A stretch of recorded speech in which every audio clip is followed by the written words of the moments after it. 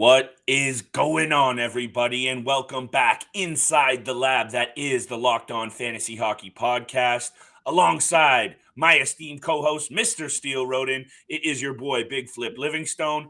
Thank you for joining us for Tuesday's episode. There is a lot to get to on today's episode. As always, we're talking Sidney Crosby. We're talking returns from injuries. We're talking big-time bets and all the fantasy fallout that you need to know. Let's get right to it.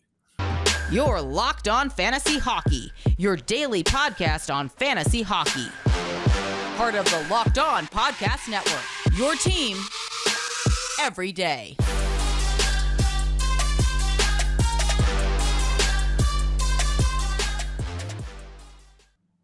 You heard the music, and you know what time it is. It is time for your source for fantasy hockey, the Locked On Fantasy Hockey Podcast, Tuesday edition, everybody. Thank you so much for making us your first listen every single day. We appreciate that love, and we are fired up to feed you what you need to know to continue to hopefully dominate your fantasy leagues and put some money in your pocket every single night.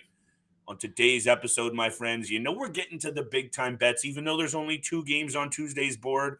Steele and I got 3 picks each for you. Make sure you're tuned and tapped into that at the end of the show. But there's a lot going on again, Steele. Maybe not big-time news, but we got some news out of the Seattle Kraken regarding a big-time draft pick. We got some news from the Arizona Coyotes regarding a big-time trade chip. We'll start the show there, but we're also going to talk about what do you do with a fantasy piece like Sidney Crosby. The man is on the definition of a heater to start this year, considering his age. We're going to look at what you maybe do with this piece in your fantasy realm. Do you keep him? Do you trade him for a boatload of prospects or picks? We'll get to that. But Steele, let's get right to this news coming out of, if you don't mind, the Arizona Coyotes with Jacob Chychrun, because I think this is the biggest news on the night fantasy-wise. I don't know about you, man, because this has been a player that's been talked about a lot. And he's coming off a so-so, not-so-good season, but brings a lot of value if he goes somewhere else. Hit me with your take on this Jacob Chychrun news and his return to the lineup. Obviously excited to see him back in game action and just get back on the ice and get his feet moving under him as well. It honestly just feels like it's been a long time that we've seen Chychrun back on the ice and actually being productive. Like you said, a little bit of a soft, weak season last year with the Coyotes. I'm very skeptical of the injuries and him remaining healthy, if he remains with the Arizona or were to get traded. I'm very skeptical of him actually being healthy for a good portion of the season, because just looking at his stats, the most games that he's played in a season was back in his rookie year, and he had 68 games played. That's his career high. So the fact that he played 68, next year 50, the year after 53, then 63, then 47, it just doesn't add up. There's always something lingering with this guy. And I think that's what a lot of managers in fantasy leagues need to consider. Obviously, if they've held on to him for this long, or if he were to get traded in the actual league or in fantasy leagues, it's very up in the air for me. I think this guy there's a little bit of overhype for Chychrun right now. And I think there's a few reasons, and I quickly understand, because you're so right. The hype around this player, I think, has a lot to do with what he does or what he has on paper than more so what he actually brings to every night on the ice and contributing to his team or your fantasy team. And it's number one. He was drafted 16th overall in 2016. You don't feel like you want to give up on a guy who is only 24 years old. 24, yes, you know me with the numbers, Steele, and the ages, but also number 2, 6'2", 200 plus pounds. They don't want to give up on a guy who does that. And also his step out year 2 seasons ago, 18 goals, 23 assists in only 56 games. Those are the 3 things that I think we're still holding on to Jacob Chychrun here. The other thing, and the most, interesting piece for me with this player and this angle, is the Arizona Coyotes have looked really good this year for the most part without him. So what does that mean to NHL GMs and fantasy GMs out there? You might want to buyer beware unless he slides into a really good situation, like what was rumored in the offseason and last year. Maybe the Ottawa Senators sniff around. That would immediately make me give a shot on Jacob Chychrun. I don't know what you think, though, Steele. I would have to wait and see before I do anything fantasy-wise with Jacob Chychrun.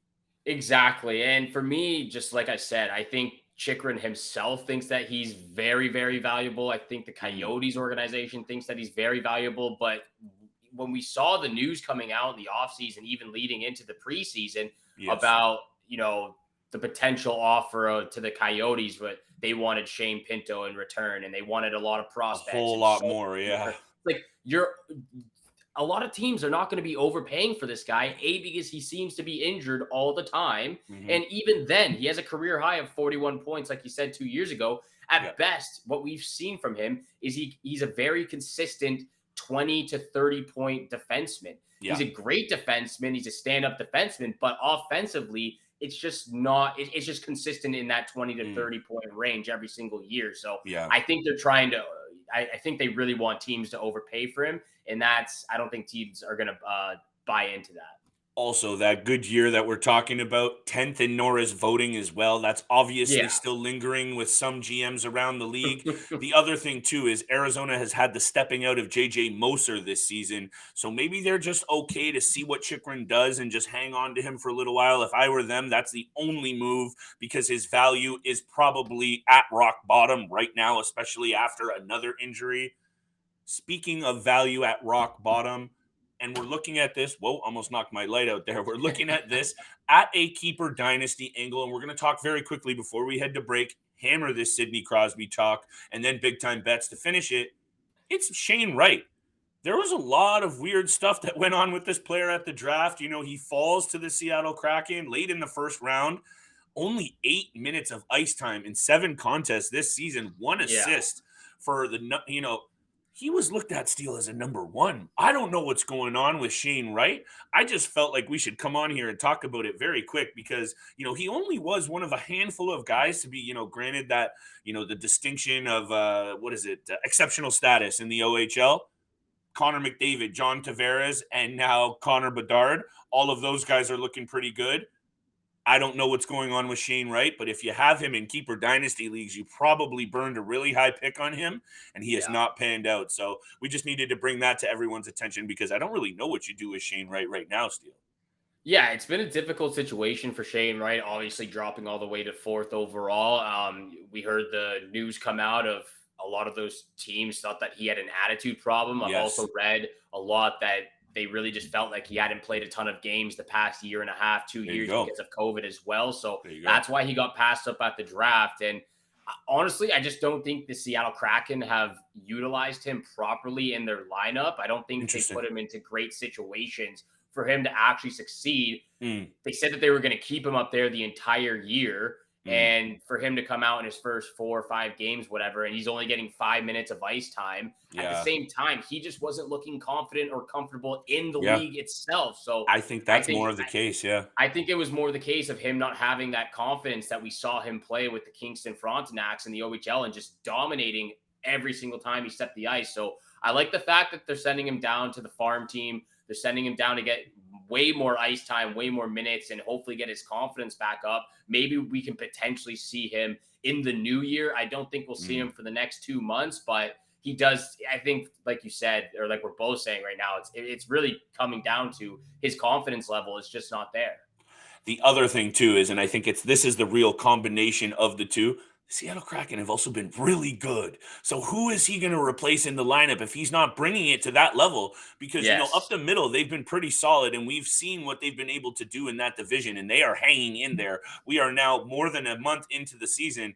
I'm starting to think that they are going to be that pesky team. If they're not in the top 3 spot, they're going to be on the bubble, Steele. So if he's not bringing it and they're a playoff team, he's not even close to being ready to being on that competition level. That's for sure. We're going to be on a serious competition level after the break with the bets and the what do you do with number 87, Sidney Crosby. We'll be there in a minute.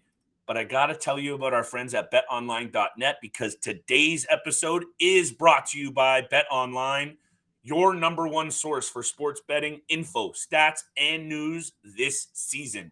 Get the latest odds and trends for every professional and amateur league out there. From football to basketball to soccer, World Cup, let's go, and esports, they have it all at betonline.net. If you love podcasts just like you love this one, you can find those at Bet Online as well, where they always have the fastest and easiest ways for you to hit your betting fix. Just like Steele and I getting those lines every night for y'all for our picks. You got to head to the website today or use your mobile device to learn more. Bet Online, where the game starts.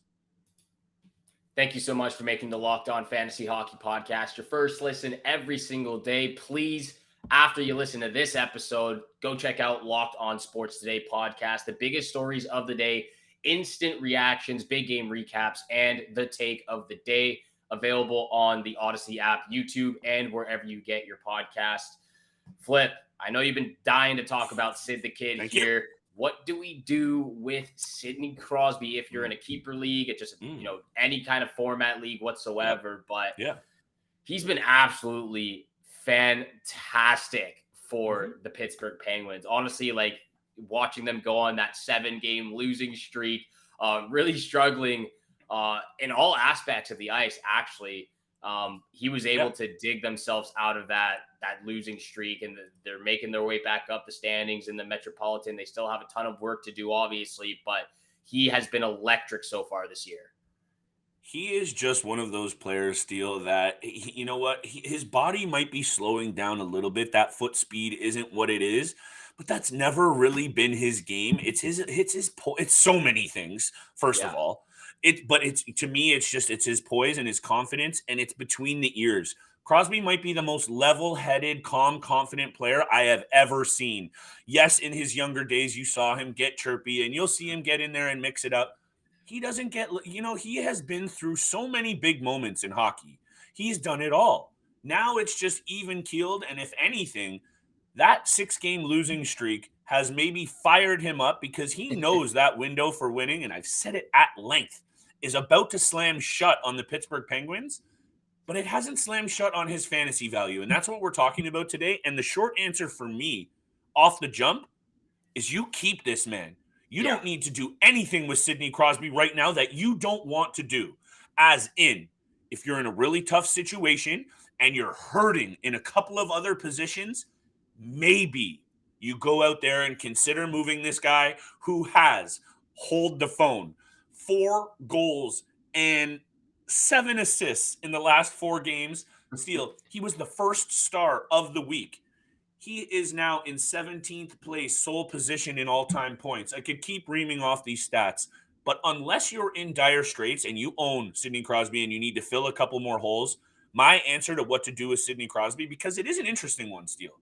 Some formats, you could get a lot of value out of a guy who is 35 years old, but I don't know about you. He's showing no signs of slowing down the production. The feet might be slowing down, but those hands are money, baby. So I say you keep riding the hot train, because I'll also say this.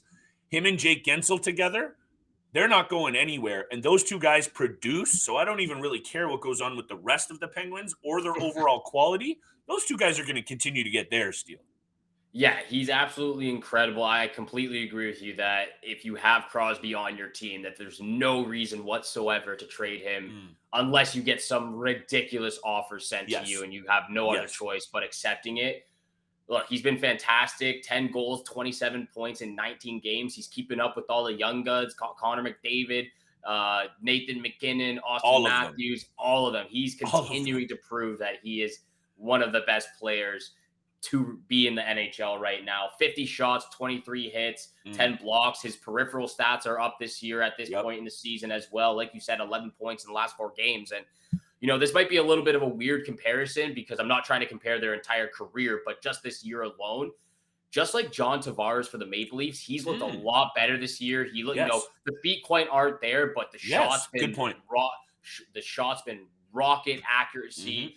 He's taking the puck hard to the net. He's not afraid to, showcase his skills and his hands in the corners when he's in tight areas as well. Same as Sidney Crosby. I'm not even going to compare the backhanders because Crosby's backhander is absolutely ridiculous out of this world. But I really like the comparison of those two players this year. They're really stepping up their game, helping the offense and showing that leadership quality and, being the captain for both organizations. And there's also two underlying statistics, Steele, that I like to look at, and I've mentioned it a lot about time on ice. But another thing that I look at when it comes to a center and an aging center is, can he still get it done in the faceoff dot? Because that's one of the things that, it will affect his ability to play those minutes and be a big fantasy piece. Sidney Crosby won 70% of his draws just 2 nights ago, and he's sitting at 53% winning on the season still. And I also say this, he's still averaging 20 plus minutes of ice time.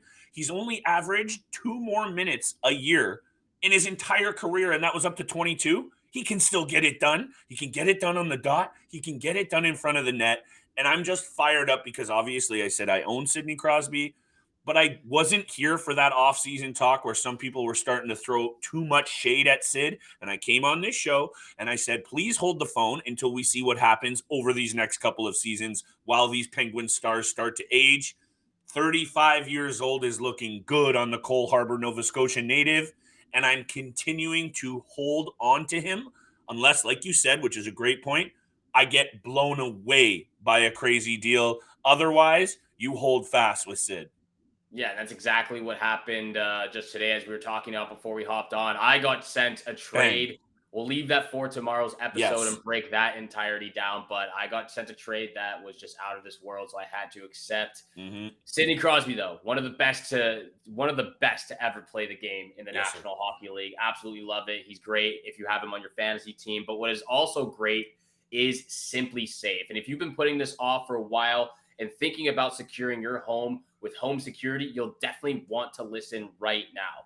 Right now, Locked On Fantasy Hockey podcast listeners can order the #1 rated Simply Safe home security system for 50% off. This is their biggest offer of the year, and you don't want to miss out, especially coming up around the holidays. And here's why I love it, and I know Flip loves it as well. We use this system for our apartment and our home for the last couple of months, and it's been absolutely fantastic. And did you know that over the holidays, property crimes, burglaries, and package thefts spike nationally? You'll definitely want to get that home security. That's why our friends at Simply Safe Home Security are offering this 50% off their award-winning security system so that more families like Flip's and like mine can feel safe and secure over the holiday season.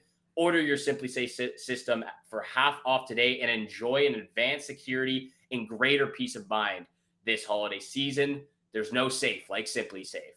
And thank you so much for making the Locked On Fantasy Hockey podcast your first listen every single day. Please hit the subscribe, hit the follow button. We're almost at 700 subscribers. So we really do appreciate all the love and support out there. With that being said, it's now our time to show you guys some love with the big time bets, where the money is made. Flip, I'll throw it over to you. What is your first pick of the night? I will start, actually, if you don't mind, because they come from the same game. I'm just going to hit you with my first 2 picks, and I'll save my lock for after. Right, you go off with yours, if that's okay. I took a couple of days hiatus. It's been a couple of days busy in my personal life. Things got crazy down here in Niagara. I had 40 centimeters of snow. Excuses. I know, people. Don't worry. I'm back with that fire. And I'm going back to one of my favorite players in the NHL. And I know that's a bold statement because I probably say that a lot. But Alex Tuch is a guy that I have stood by. And now he's showing these things that are starting to make me look a little bit good. So thank you very much to Mr. Alex Tuch. On a heater again. You know, I like to say that. He has, check the numbers, 5 points in the last 3 games. He's looking good. The Buffalo Sabres, we know, we've talked about that. We're not going to cover that and the reasons why they're losing games at, an impressive clip right now. But they still can score goals. And Tage Thompson is starting to really impress me. That top 6 has a lot of things to like in Buffalo. Alex Tuch, anytime point, that's #1. And I like coupling these high-scoring games with players back and forth. This seems like a high-scoring game. I was wrong with the Vancouver Canucks game on Friday, Steele. I thought I was going to hear more goal horns. We only got 5. I needed at least 1 or 2 more. This feels like an over. I don't know what you're thinking. Please hit me with your take in a second. Sabres, Canadians. Canadians are starting to roll a little bit. Shoe in my mouth on that one. Give me the over 6.5. This just feels like the spot to hammer with these two teams. Give me the over 6.5. That's my second pick. I think the over is very comfortable in this game as well. Jake Allen, Sam Montembeault have not been fantastic. Eric Comrie's injured. Craig Anderson's in the net. Both teams, goalie-wise, have just not been up to par so far It this could be season. that rookie. It could be Pekka Luukkonen or whoever it is that they It could brought be up. him as It well, could be him but as well, but he clearly is not ready to fully be that guy just yet. And it's early exactly. in his career, so that just even means more shakiness. So I appreciate your backing. By the way, minus 115 on that over odd. All right, perfect. I think that's a pretty good lock or a good bet at least Thank you. for the two games that are on the schedule for Tuesday night. I've got a big flip triple dip coming from the same Yes. game here. I've got 2 player props. I haven't done a ton of player Mm, props so far this year. I'm sticking a lot to the money lines or the puck lines, but mhm. I feel very comfortable in this situation. Anytime assist from Artemi Panarin I against knew the you were LA going there. Kings. Why That's not? my guy. That's my guy, baby. Yeah. That's my guy. But also right next to him, my second guy, Mika Zibanejad, anytime goal. Mm, He has been absolutely electric on the yeah. power play. I think 95% of his goals so far this year, maybe even 99% of his goals so far this year, have come on the special teams. And those guys just seem to find one another whenever they're on the ice, especially on the power play. Might even put that as a power play goal or power play point nonetheless. But those are my 2 first picks. And I'll let you know my lock of the night right now. It is Do the it. Rangers on the money line, Mm. minus 110. I've stuck by the Rangers in the preseason, stuck by them in the offseason. I'm going to continue to stick with them throughout this entire season. That's my lock of the night. I really like that because, we give 3 picks, we tweet out 3 picks, but I'm making other bets. My 4th bet, which I'm not going to post for the show, was Rangers on the money line. It's not my lock of the night though, Steele. I'm feeling very confident in this one going under the number. And let me just talk about it for 1 second. This is a matchup between 2 teams that I don't know what it is, Steele. It either seems like it's 7-4 or it's 2-1 with both of these Yes. teams. So, there's no in between. But I'll say this: 4 of the last 5 Rangers games have gone under the number. 14 of the last 16 Rangers games on the road under the number, and 4 in a row between LA and New York have gone under the number, and it hasn't even been close. I'm talking 3-1, 2-1, and 3-2. I know trends aren't always your friends. This just one also feels with the New York Rangers on the road, Steel, that they're going to play an extra tough brand Yeah. of hockey because they seem to get it done on the road this year. Give me the under 6.5 in this game. This feels like a really good spot. I've talked it up now, and it's going to make me look bad if it's 7-4.